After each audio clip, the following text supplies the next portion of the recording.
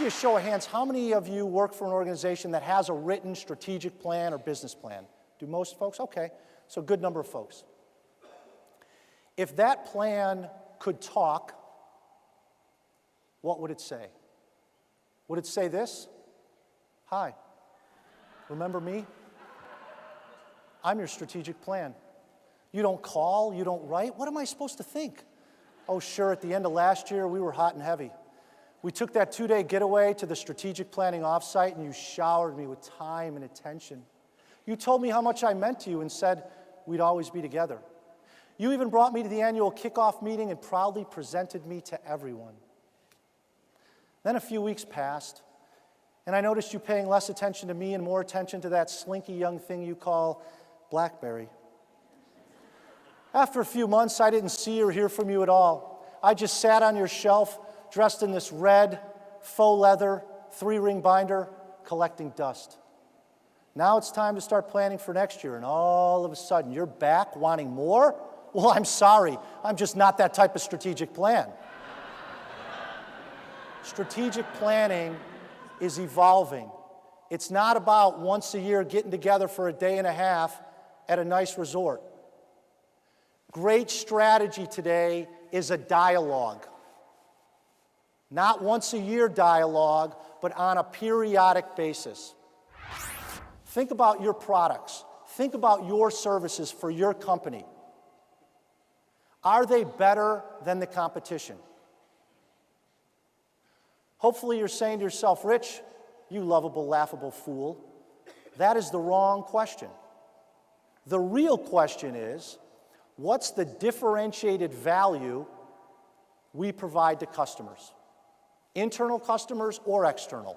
What's the differentiated value we provide to customers? Companies like Borders that are doing the same things in the exact same way as their competition are no longer guaranteed a future. Think United Airlines, American Airlines, doing the same thing in the exact same way, United bankrupt. Think Ford and GM, doing the same things in the same ways, GM bankrupt. Rich has been ranked the #1 speaker on strategy by the Society for Healthcare Strategy and Market Development. He's the author of the best-selling book on strategic thinking, Deep Dive, The Proven Method for Building Strategy. A national thought leader on strategy, Rich has appeared on NBC and Fox TV and has been profiled in Investor's Business Daily and Forbes. In addition to engaging audiences across the country, Rich is the founder and president of the Strategic Thinking Institute and a professor of strategy.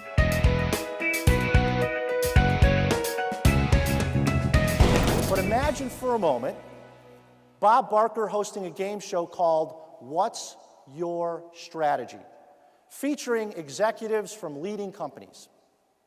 Based on their actual quotations from business publications, I think the game show would go a little bit like this. Ladies and gentlemen, please welcome the former CEO of Wendy's, Carrie. All right, Carrie. For a lifetime supply of chocolate Frosties, what's your strategy? 3 key strategies are to strengthen core business, execute new initiatives, and reduce costs. I'm sorry, but those aren't strategies, they're goals. Thanks for playing. As a lovely parting gift, we have a Happy Meal from McDonald's. Since they've been eating your lunch, seems only fair you get a little of theirs. Strategic thinking is your ability to come up with new insights, new ideas on a regular basis that lead to competitive advantage. Now, I mentioned my 6-year-old son, Luke, a moment ago. At dinner one night, he said, Dad, very solemn, Dad, Christy in my class said she wants to marry me. Then she said she loves me. I don't want her to love me.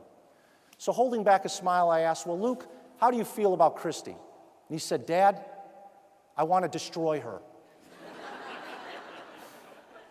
Now, if we think back through our past, my guess is most of us have an ex-girlfriend or boyfriend where the thought of destroy isn't too far off.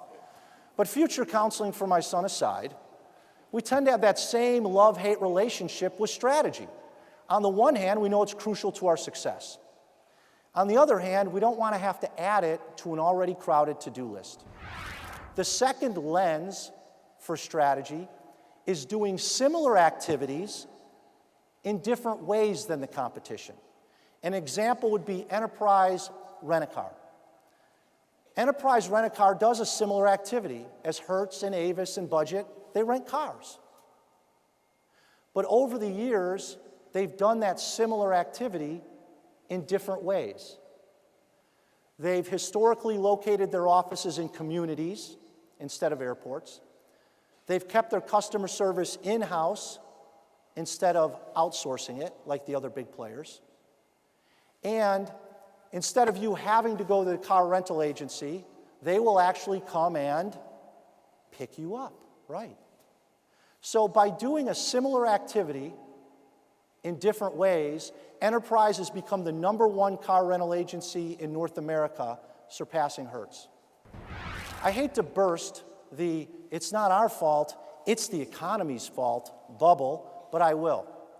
Research shows that 70% of a company's poor performance is due to decisions about strategy. Only 4% of a company's poor performance is due to the overall economy.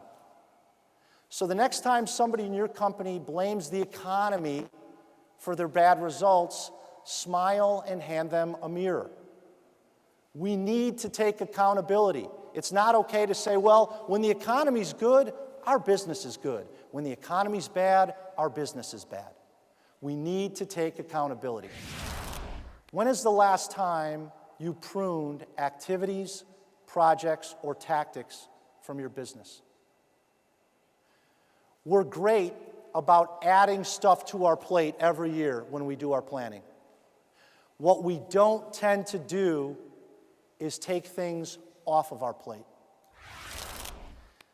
In order to help managers at all levels think strategically on a regular basis, I developed a framework called the 3 disciplines of strategic thinking, or simply the 3 A's of strategy: acumen, allocation, and action. Acumen, allocation, and action. Acumen is the insight. All great strategy begins with that "so what," that aha that gives us that new approach. The second A is allocation.